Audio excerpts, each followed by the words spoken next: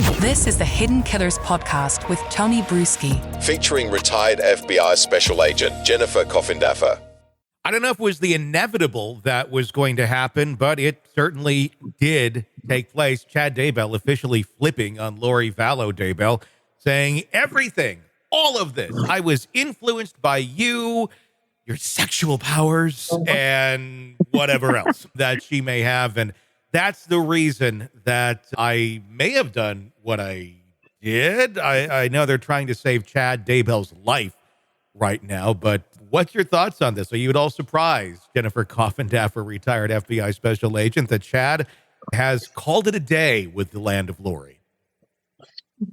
No, I'm not surprised, but I have to say I was surprised that Lori didn't turn earlier. Yes. So while this isn't a surprise, it was just amazing to me that she really held on to the loyalty, and now he's turning. So I can't think of a case, I don't know, ever maybe, where they stuck together. Mm-hmm. That one didn't turn on the other in a case that's similar, a husband and wife. I mean, sooner or later, somebody implodes and somebody gives up the information. Am I buying anything he's saying? Absolutely not. Mm-hmm. He is as culpable as she is. And I think it's quite cowardly, quite honestly, that now he's trying to use her as some sort of scapegoat. I'm not buying it at all. Where do you think this goes? Does this save his life? Is this going to take death off the table? The arguments that they're making is, well, someone who was less involved in this certainly shouldn't face death, as Lori was pointed out in the trial as being the big ringleader. And they're kind of going down that road saying, yeah, she was the big ringleader. Should that take death off the table for Chad? No, he's still responsible for those deaths, I think, equally with her. And I think he should face the death penalty. Remember, the only reason she didn't was because of really a late discovery issue. Yeah. I mean, that's what really was the issue. That was the prosecution's fault, not getting their discovery in on time. Mm-hmm. That's just really a shame that at least it wasn't to be considered. So, no, I don't think it should be off the table for him. Is he essentially admitting guilt here? I mean, the way this, if you're to fully understand the statement and the claim, it's she was the ringleader of all of this.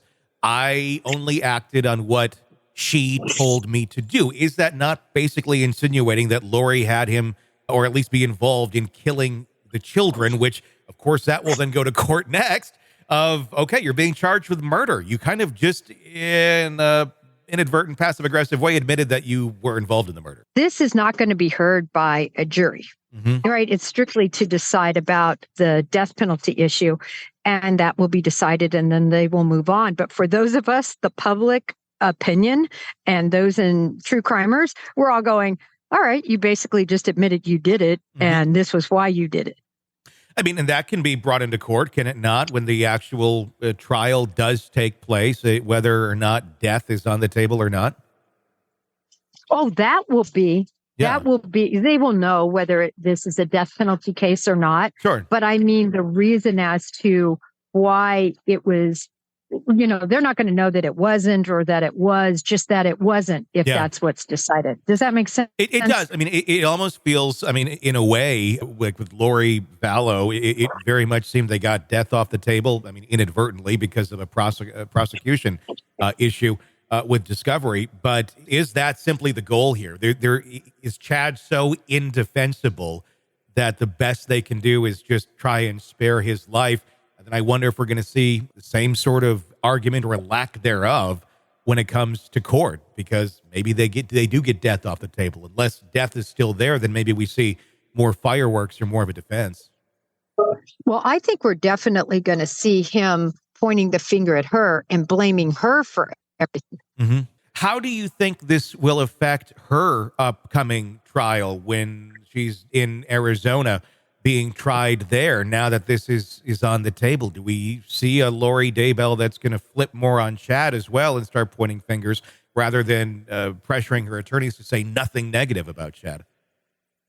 Oh, I think we'll see that. I think now it's on. I think she'll flip by not because necessarily she even wanted to, but her attorneys will guide her. That's the approach that needs to be taken at this point. So I wouldn't doubt that we see Lori flip also. I just think it's over. All this time behind bars, I think their loyalty toward one another has finally waned.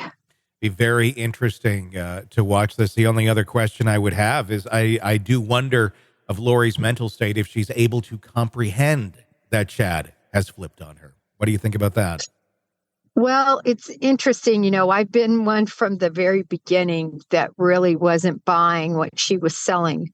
I know many did, truly believe that she has these mental issues. And I always have believed and I still believe it's really just an excuse to explain her egregious, selfish behavior. Sure. So I think she has the mental capacity. Want to listen ad-free? Want advanced access to all of our interviews before anyone else? Become a True Crime Today Premium Plus subscriber on Apple Podcasts. You get every episode commercial-free. So you can binge on true crime until you can binge no more. Search True Crime Today Premium Plus on Apple Podcasts now, or go to our podcast page and sign up now. More of the Hidden Killers podcast next.